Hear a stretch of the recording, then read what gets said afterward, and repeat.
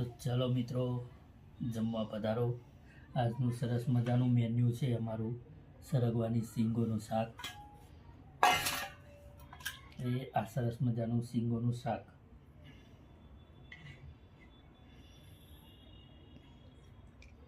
સરગવાની શીંગો બહુ સારી.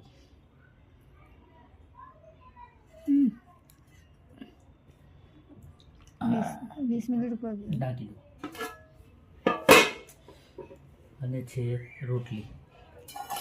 અને આ છે અમારા રામાપીર ભગવાનનો પ્રસાદ. પ્રસાદીમાં છે લાડુ. જય રામાપીર. આજે બીજેથી ભગવાનના દર્શન કરવા ગયા હતા તો ત્યાંથી પ્રસાદ પણ લાયા છે. અને જમવાનું તૈયાર છે. ચલો પધારો જમવા. જય માતાજી, સીતારામ. પાછળ કોને ફરાવાનું કીધું? પાછળ નહીં ફરાય, તમારું જ છે.